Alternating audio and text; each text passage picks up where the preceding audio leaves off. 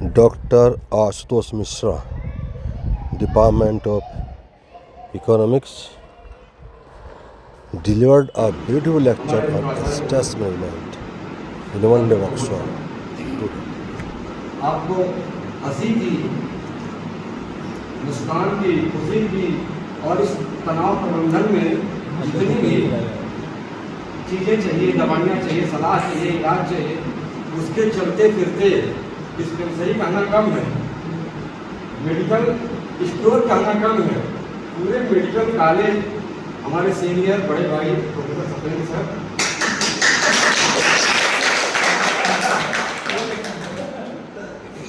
हंसने से तनाव कम होता है और वो ताकत किसमें है? सही बात है, ताकत भी जाते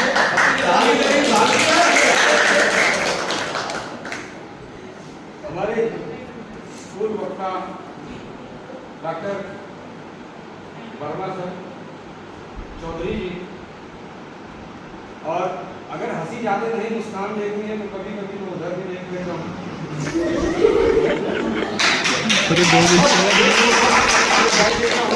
इससे तो थोड़ा स्ट्रेस कम हो जाए। और इन चीज़ों में मैं अपनी बात शुरू करूँ, 2-4 दिन से मैं बहुत बंद चल के आ रहा हूँ। सुबह नहा लेना, शाम को शेविंग करना, कपड़े फ्रेश पहनना, ये भी तरीका है। और ये सीखने के लिए थोड़ा और उधर की सकते हैं मोटिवेशन रहेंगे। अब देखिए तनाव प्रबंधन, सबने बताया कि सब तनाव से गुजरे हैं।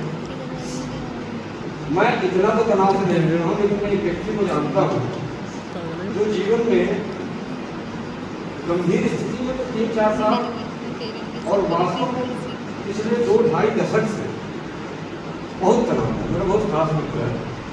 और उसको केस स्टडी, अब संयुक्त परिवार को छोड़ दीजिए, न्यूक्लियर फैमिली को छोड़ दीजिए, हम तो तलाक के लिस्ट में भी पढ़ते हैं। अब अगर कोई बेबी है, कोई बच्चा है, ग्रोइंग पढ़ रहा है, उसके माँ बाप अलग हो गए। अब ये स्ट्रेस क्या है? क्रोनिक हो सकता है उस बच्चे के पूरे जीवन को प्रभावित। क्यों? जब सस्टेन करने लगता है तो स्थिति बनती है, जो सर ने एक टर्म यूज किया, जब कोई स्ट्रेस लॉन्ग रन में आपके साथ सस्टेन कर रहा है तो आपके ऊपर हावी होगा फ्रस्ट्रेशन। फ्रस्ट्रेशन हावी होगा, इनर कॉन्फ्लिक्ट जो सर ने बताया, कॉन्फ्लिक्ट होगा। फिर क्या होगा? फिर आप अभी तक स्ट्रेस से लड़ रहे थे, मैनेज कर रहे थे, अब धीरे धीरे वो आपकी सीमा से बाहर होना शुरू हो जाए। फ्रस्ट्रेशन है, आपने चीज़ों को छोड़ दिया, धीरे धीरे लक्षण गहराया, ठीक लापरवाह हो गए, प्रयास कर रहे हैं, बार बार एग्जाम ले रहे हैं। जरूरी है कि किस स्टेज से आदमी को संभाला। अब एक बात और मैं कहूँगा, क्योंकि यहाँ जितने बच्चे पैदा कर बैठे हैं उनकी पैदाइश मुझे लगता है 2004 के बाद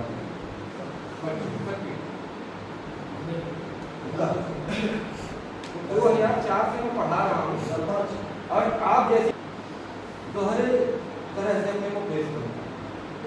एक तो पर्सनैलिटी कहते हैं कि सर की पर्सनैलिटी बहुत अच्छी है, एकदम धीरे गंभीर लंबे चौड़े। पर्सनैलिटी का मतलब ही क्या है? पर्सोना, मुखौटा, जो हम दिखाते हैं वो मुखौटा अलग, और जब जो हम होते हैं वो अलग। सर ने इतिहास की भी एक बात बड़ी अच्छी की, इतिहास की बात क्या, हमारे ऋषि मुनियों ने बहुत अच्छा किया, लेकिन समस्या क्या है?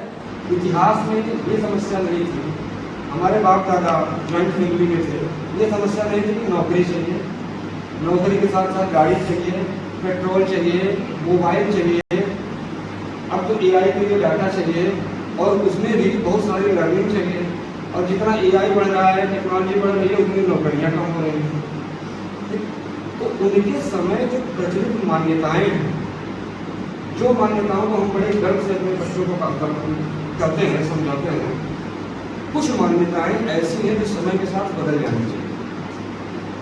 जैसे सामान्यतः लोग क्या कहते हैं? हमेशा सच बोलो, और मेरा मौजूद इतना पागल है कि 90% वो सच बोलता है, झूठ निकलता है। और सच बोलो, लेकिन अगली लाइन बताना भूल गए कि सच बोलो लेकिन प्रिय बोलो, अप्रिय सच मत बोलो। मैं कहता हूँ कि कभी किसी को ऐसे मूल्य सिखाना ऐसे आदर्श सिखाना, ऐसे मान्यताओं को, जिससे एक बड़ा होता बच्चा, युवा, किशोर इमोशनली इमेच्योर रहे। घर से चलता है पीने वाला, यहाँ सब सांकेतिक है बेटा, ठीक है। जैसे कोई शराबी किसी शहर में पहुंच जाए और उसे पता नहीं ठेका कहाँ है, यहाँ ठेका क्या है, यहाँ ठेका आनंद का स्रोत है, ठीक है।